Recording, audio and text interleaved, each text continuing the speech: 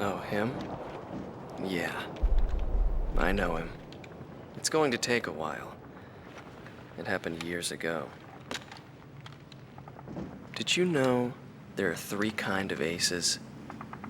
Those who seek strength, those who live for pride, and those who can read the tide of battle.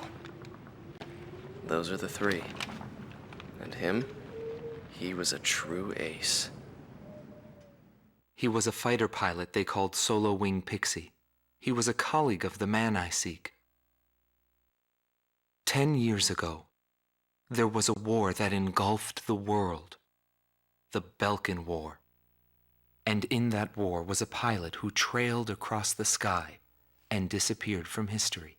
He was a lone mercenary who inspired both fear and admiration. He is the man I seek. And so, with the words of Solo Wing, the curtain rises. It was a cold and snowy day.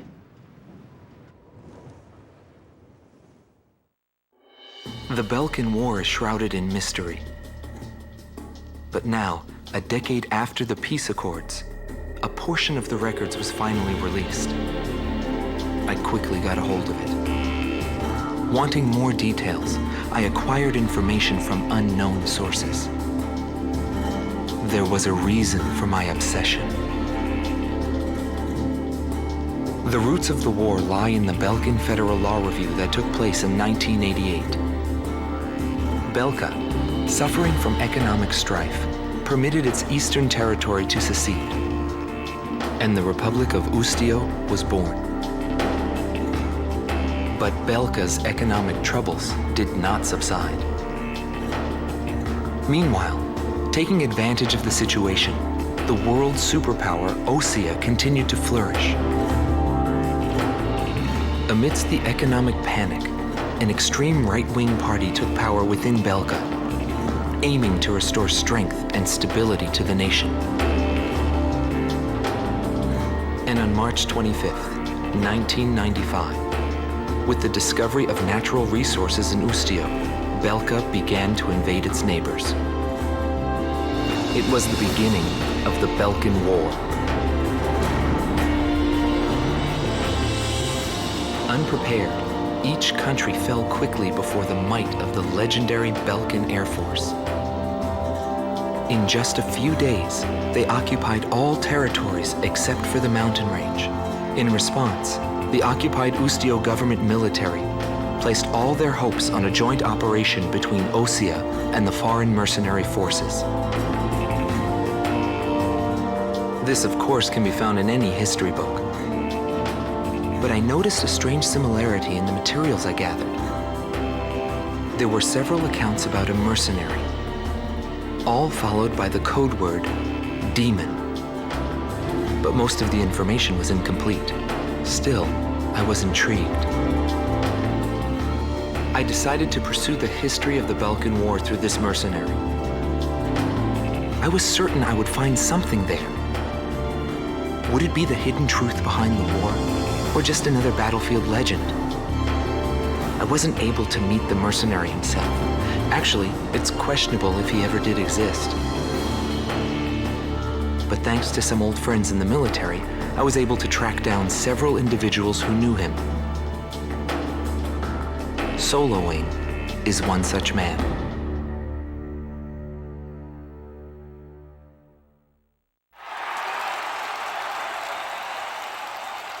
The true nature of the war begins from this point forward.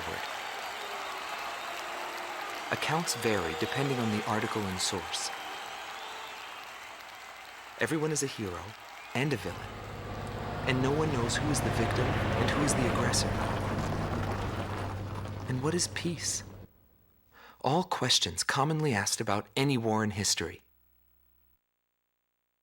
As the battlegrounds move to Belka, he is also thrust into the middle of this war.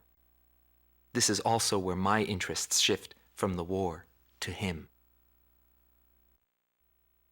My pulse raced at the astounding accomplishments of the mercenary known as Demon Lord. I forgot about my job and read everything I had on hand.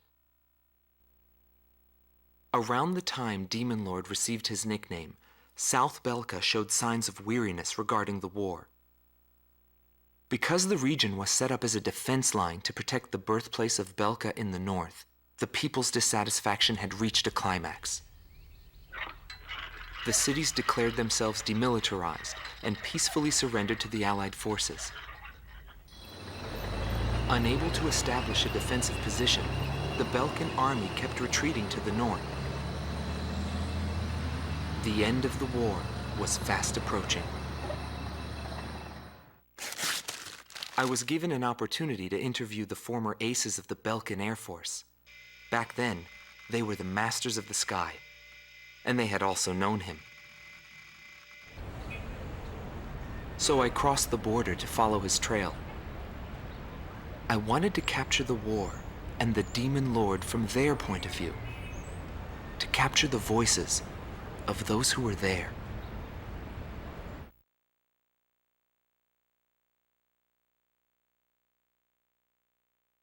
Bernard Schmidt, a man with the eyes of an owl.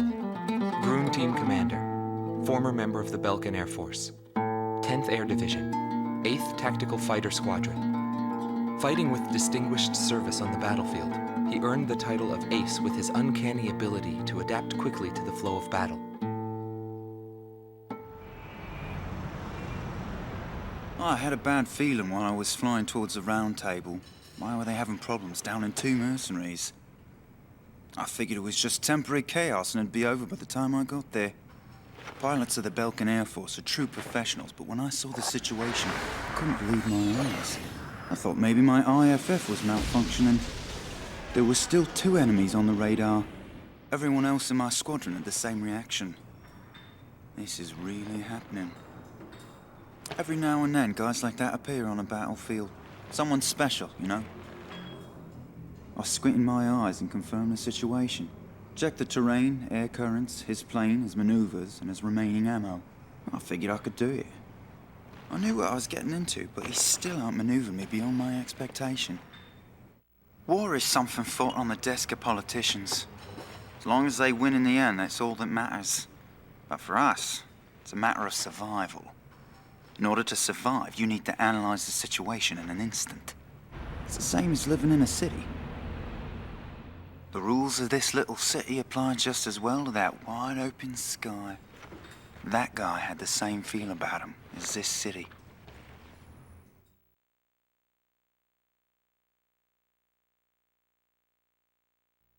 Gelb Team is number 2, former member of the Belkan Air Force. 5th Air Division, 23rd Tactical Fighter Squadron. Rainer Altman. He flew the skies of Directus during the capital's liberation, and he's still there to this day. I met him above this very sky. I can still hear the sound of the missile alerts from that day. I received an order to fly to Directus on my way back from an intercept mission on the southern defense line. The order itself wasn't unusual. We kept being deployed from one mission to the next without receiving even the basic maintenance. But the situation was the same all around. We were late reaching the operational space. The station squadrons had already retreated, and warning bells were going off in the city. And the people were looking up to his plane, high above the sky. It felt like he could see right through me. He was always one step ahead of me. He matched every combat maneuver I made until I used up every trick in the book. I bailed out and landed here. The captain was gone. I've lived a comfortable life since then, and I probably have him to thank for that.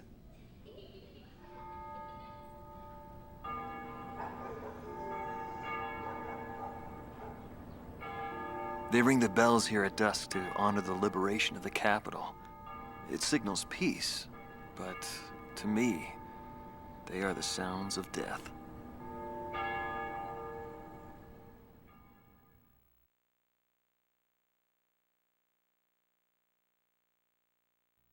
Schnee Team Commander, former member of the Belkan Air Force, 22nd Air Division, 4th Tactical Fighter Squadron. Eric Hillenbrand. He never had great ambitions. All he ever hoped for was to make a living as a regular pilot. Today he works as a flight instructor for civilian pilots. The instant he shot me, I pulled the lever. I barely managed to escape from my plane as it burst into flames. After drifting from the blast, I landed below the round table. It was a wide-open, barren wasteland. How long would I have to wait for a rescue party? Radio interference within the round table was fierce. The odds of a distress signal actually reaching anyone was low. I was at a loss for what to do. Anyway, I'd really gone out with a bang this time. I took that as a sign it was time for me to retire. But just then, I heard a roaring overhead. It was his plane. I was jealous of his calm flying form. Rather than wait for the rescue team, I began to walk toward the nearest base. I was driven by desire to get back up there and fight him again. Of course, it did take me 3 days to get there. When a fighter plane goes down, that's the end. It disintegrates into pieces. Incinerated beyond recognition. It's a scary thought. But it also makes you feel alive. I left the military, but I still fly that sky. But, it's pretty lonely up there all by myself. I'd love to fly with him again someday. June 6th, 1995.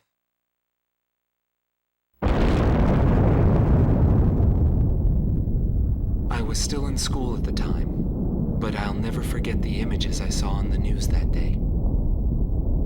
The Belkans set off 7 nuclear explosions on their own soil.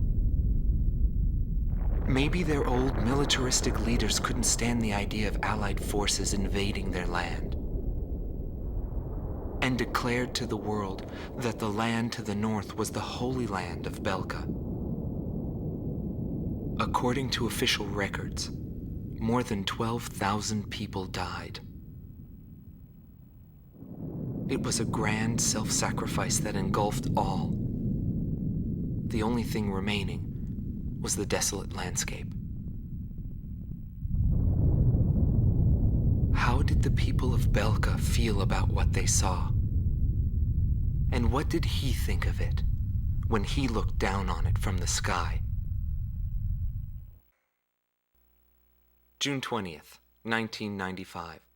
A treaty declaring a cessation of hostilities was signed in Lumen, a city on the border of South Belka and Ustio. It was a one-sided treaty that heavily favored Ustio. The borders of the affected countries that fluxed greatly over the past years finally settled down at the cost of many human lives. The battlefield shifted to the tables, and the politicians from all countries squabbled with each other over the rights to the underground natural resources, the initial cause of this war. 6 months passed without any developments. 6 months of void. I focused on this time period for the hidden truth laid there. And I learned that my pursuit of him was not a mistake.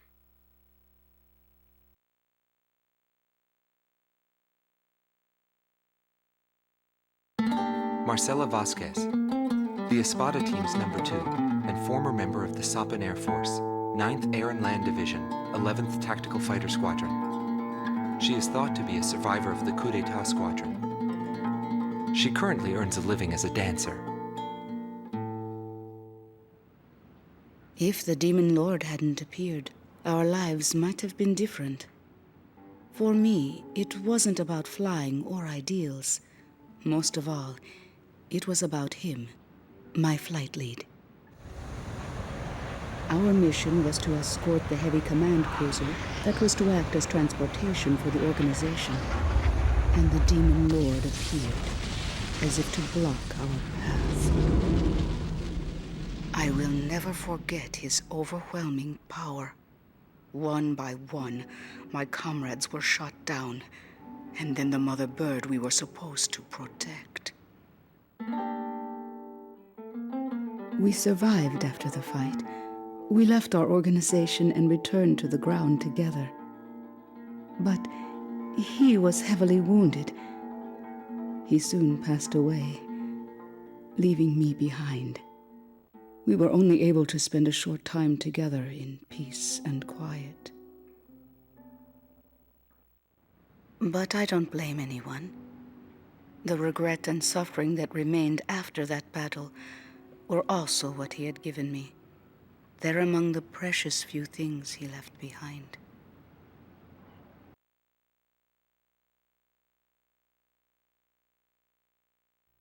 Anton Kukchenko, thought to be head director of A World with No Boundaries, former member of the Belkan Air Force, 18th Air Division, 5th Tactical Fighter Squadron. In his glory days, he was a Belkan ace, and later became head of their Department of Weapons Development and Technology. But the military sent him back out on the front lines as a commander. In March of 1995, he suddenly disappeared along with his platoon and was never accounted for after that. The Belkan Air Force announced that he died in combat. Several months after that, his corpse was found close to the Belkan border. The whole story is still shrouded in mystery.